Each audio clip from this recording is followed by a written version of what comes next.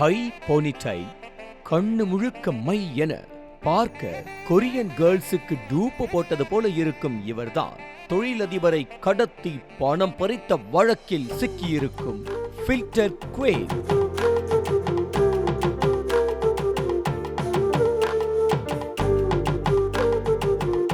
சென்னை பர்மா பஜாரில் laptop cellphone கடை வைத்திருக்கும் ஜாவித் என்பவர் தன்னை காரில் கடத்தி சென்று மிரட்டி 50 லட்சம் ரூபாய் பணம் பறித்ததாக கடந்த வாரம் பட்டினப்பாக்கம் போலீசில் புகார் அளித்தார்.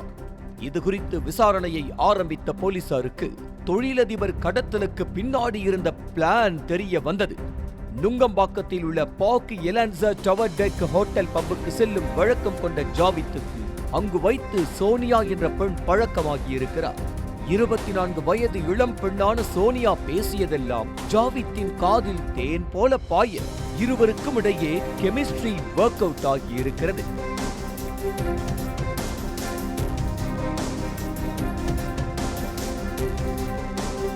இப்படியே பப்புக்கு செல்லும் போதெல்லாம் ட்ரிங்கிங் பார்ட்னராக ஜாவித்தும் சோனியாவும் ஜோடி சேர ஒரு நாள் பட்டினப்பாக்கம் கற்பகம் அவென்யூவில் உள்ள வீட்டில் மது பார்ட்டி நடப்பதாக சொல்லி ஆசையாக பேசி சோனியா அழைக்க ஜாவித்தும் எதை பற்றியும் யோசிக்காமல் வந்திருக்கிறார். சோனியா சொன்ன முகவரியை தேடி பார்த்து ஓய்ந்து போன ஜாவித் சாலையோரமாக காரை நிறுத்திவிட்டு நிற்க 4 பேர் கொண்ட மர்ம கும்பல் வந்து மிரட்டி ஜாவித்தை வேறொரு காரில் கடத்தி சென்றிருக்கிறது. அத்தோடு ஜாவித்திடமிருந்த 2 செல்போன்கள், 10,000 ரூபாய் பணம், கார் சாவியை பறித்து கொண்ட கும்பல் மதுரவாயலில் ஒரு இடத்தில் அடைத்து வைத்து 50 லட்சம் பணம் கேட்டு மிரட்டி இருக்கிறது. பயந்து போன ஜாவித் நண்பருக்கு தொடர்பு கொண்டு விஷயத்தை சொல்ல 50 லட்சம் பணமும் கடத்தல் கும்பலுக்கு கைமாறி இருக்கிறது. இதையடுத்து ஜாவித்தை சேத்துப்பட்டு பாலம் அருகே இறக்கிவிட்டு சென்ற கும்பல் காரை கீழ்ப்பாக்கம் மருத்துவமனை பார்க்கிங்கில் விட்டு சென்றது. முதலில் தொழில்முனை போட்டியாக இருக்கலாம் என்ற கோணத்தில் விசாரணையை ஆரம்பித்த போலீசார் பின்னர்தான் ஜாவித்தை பட்டினப்பாக்கம் வரவழைத்த இளம்பெண் சோனியாவை விசாரணை வளையத்திற்குள் கொண்டு வந்தனர். அப்போது கிணறு தோண்ட கிளம்பிய பூதம் போல சென்னையில் புதிதாக ட்ரிங்க் அண்ட் டாக் என்ற கலாச்சாரம் தலை தூக்கி வருவதும் தெரிய வந்தது. வறுமையில் வாடும் பெண்களை டார்கெட் செய்து மூளைச்சலவை செய்து பணத்தாசை காட்டும் கும்பல் அந்த பெண்களை தனது பணம் பறிக்கும் பிளானுக்கு பக்காவாக பயன்படுத்தி இருக்கிறது. மது அருந்த கம்பெனி கொடுப்பதோடு போதை மயக்கத்திலேயே பின்னணியை கேட்டு அறிந்து வைத்துக் கொள்வார்களாம். பின்னர் இந்த பழக்கம் செல்போன் வரைக்கும் நீள ரகசியமாக பேச வேண்டும் என அழைத்து பணம் பறிப்பதுதான் இந்த கும்பலின் பிளானே.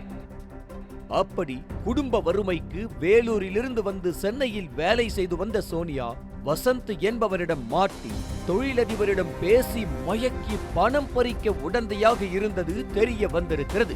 2 லட்சம் ரூபாய் தருவதாக சோனியாவிடம் ஆசை வார்த்தை சொல்லி கடைசியில் வெறும் 30,000 மட்டுமே கொடுத்திருக்கிறது கடத்தல் கும்பல். சோனியாவின் வீட்டில் நடத்திய சோதனையில் வீடு முழுக்க மேக்கப் ஐட்டமும் மதுபாட்டிலும் தான் இருந்திருக்கின்றன. இதனிடையே கடத்தலுக்கு மூளையாக இருந்த வசந்தையும் அவனது கூட்டாளியையும் தேடி வருகிறது. வசந்த் முக்கிய அரசியல் கட்சியின் பிரமுகர் என்ற நிலையில் இதற்கு முன்பு கள்ளச்சந்தையில் மது விற்பனை செய்ததாக அவன் மீது வழக்கு இருக்கிறது. பணம் தேவைக்காக பின்விளைவுகளை யோசிக்காமல் எடுக்கும் ஒவ்வொரு முடிவும் கடைசியில் ஜெயிலில் கம்பி எண்ணதான் வைக்கும் என்பதற்கு சோனியாவின் சம்பவம் ஒரு எடுத்துக்காட்டு. பப்புக்கு தனியாக வரும் ஆண்களை ஆசை வலையில் வீழ்த்தி பணத்தை பறிக்கவே ட்ரிங்க் அண்ட் டாக்ஸ் போன்ற கலாச்சாரம் எல்லாம் தலை தூக்குகிறது என எச்சரிக்கை விடுக்கும் காவல்துறை இதை வைத்து பணம் பறிக்கும் கும்பலின் பின்னணியையும் தோண்ட ஆரம்பித்திருக்கிறது.